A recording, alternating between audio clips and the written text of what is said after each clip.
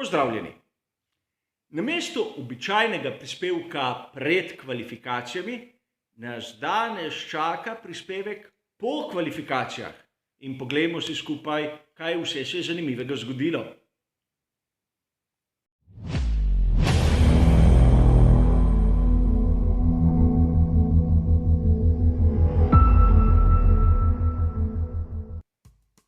Brez skrbi. To, da smo videli kvalifikacije, še ne pomeni, da imamo štartni razpored. Tega bomo dobili po jutrišnji sprint dirki, dolgi 100 km. A vseeno kar nekaj zanimivosti. Kot običajno začnimo s tistimi tehničnimi novostmi. Tu v Silverstonu kakih revolucionarnih rešitev pri ekipah nisem zaznal. Manjše malenkosti, katere sem lahko videl v določenih elementih že prej. Naprimer, pri mnogih ekipah so bile vidne rešitve, ki sem jih predvsem na zadnjem stabilizatorju videl na veliki nagradi Azerbajdžana. A nič zato, kolikor delujejo, je vse v najlepšem redu.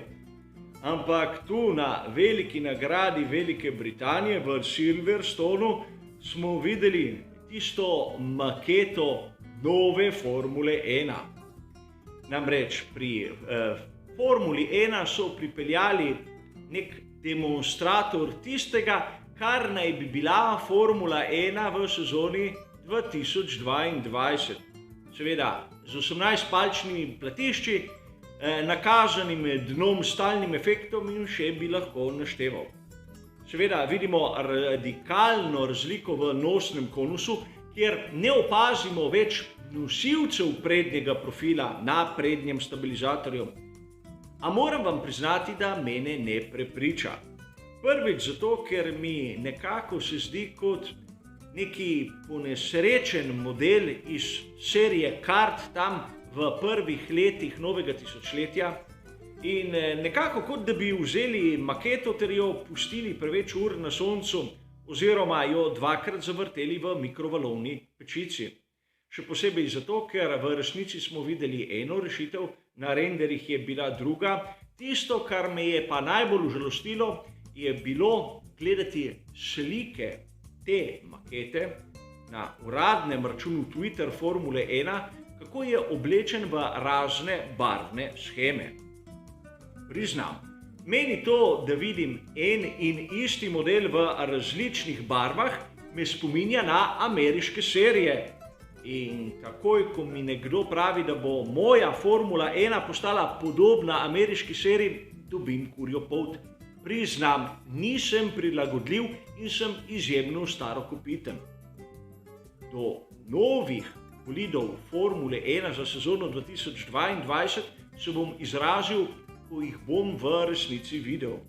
To, kar nam kažejo predčasno, ponavadi se izkaže kot izjemno grob približek in še zdaleč ni podobno tistemu, kar bomo videli v resnici.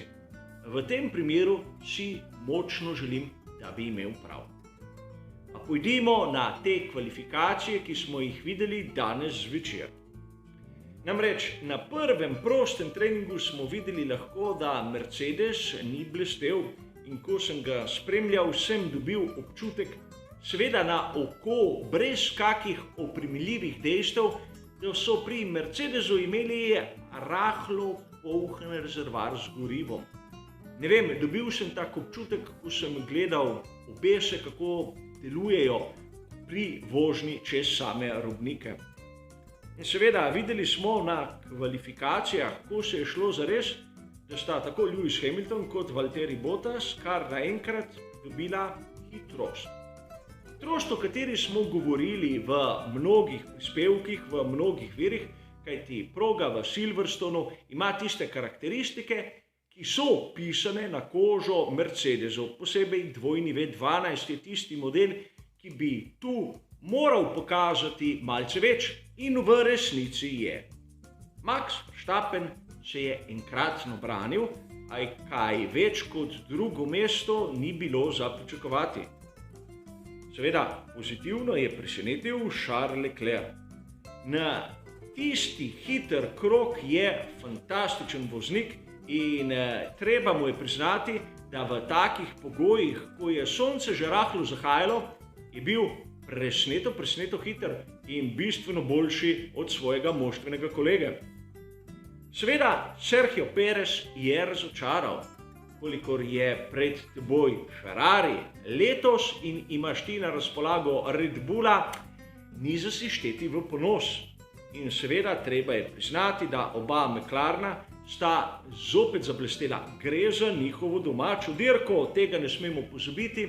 In tudi Daniel Ricciardo tu v Silverstonu je pokazal, da lahko parira Lando Norrisu. Čeprav Lando Norris zmeraj bolj vodilni voznik. Treba je tu omeniti fantastično predstavo Georgea Russella. Za seboj je vtisnil Ferrarija Carlosa Sainza mlajšega in Aston Martina Sebastiana Vettela. Seveda gre za kvalifikacije, ki pravzaprav ne pomenijo še nič.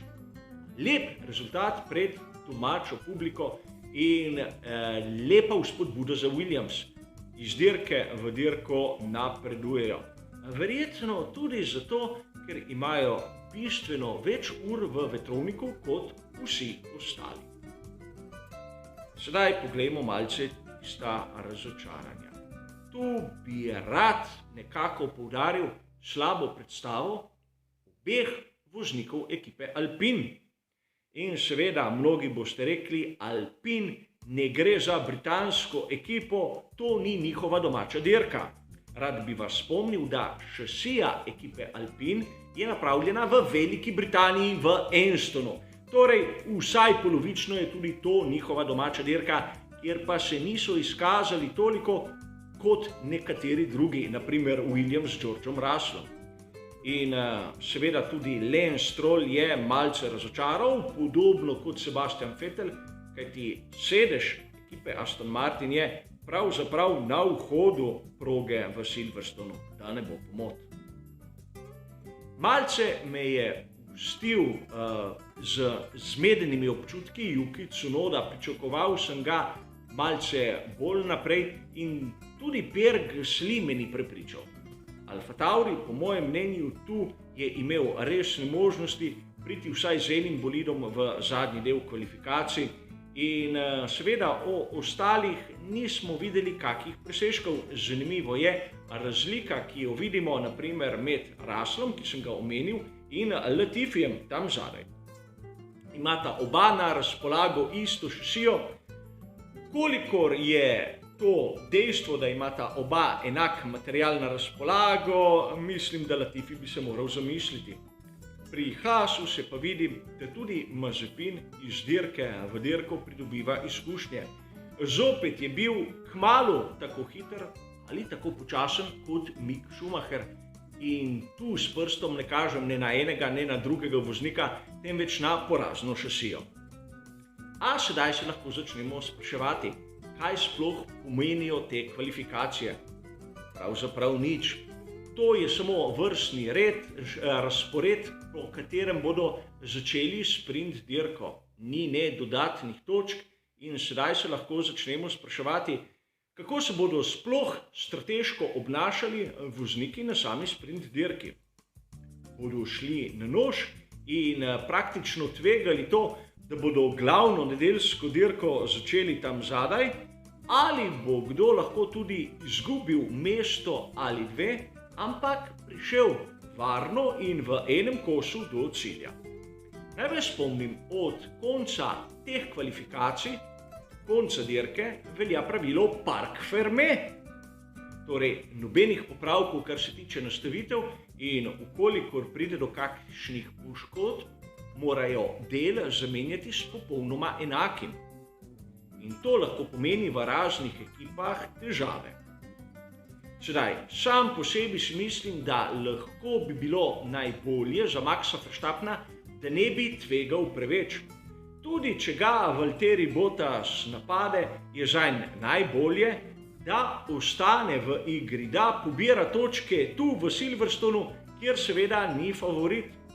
Čeprav tudi za Red Bull je to domača dirka in ja, Red Bull ima avstrijsko licenco, ampak Milton Keynes je pravzaprav v neposredni bližini Silverstona, da ne bo pomoč. A vrnimo se k tistemu, kar nas lahko čaka na sprint dirki. Seveda, Lewis Hamilton mislim, da bo skušal od začetka do konca povesti to dirko, katero mislim, da bo večina voznikov začela na tisti srednji pneumatiki, medium. Namreč zdržala bo tistih 17 krogov in seveda postankov ne bomo gledali. Po drugi strani Valtteri Bottas bo verjetno začel napadati in ogrožati Maxa Verstappena. Po svoje zato, da bi ga potisnil za seboj ali tudi spravil s proge. Vemo namreč, da Max kdaj pa kdaj lahko tudi še zmeraj v tej sezoni 2021 malce izgubi razsodnost. Težava je v tem, da Sergio Perez je tam zadaj, še za Charlesom Leclercem. In Charles Leclerc je potencialno druga nevarnost za Maxa Verstappena. Namreč začel bo neposredno za njim in Charles Leclerc nima kaj izgubiti. Lahko se samo pokaže v dobri luči.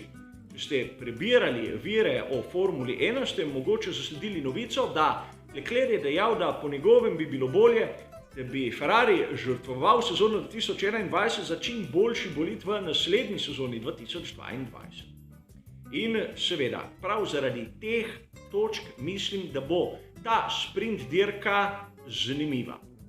Zanimiva, ja, ampak lahko, ukolikor bomo izgubili kakega izmed glavnih akterjev, bo pomenila tudi dolgočasno nedeljsko dirko. A gre za poizkus, morajo preizkusiti to rešitev, da bodo sploh razumeli pri Formuli 1, ali se splača ali ne.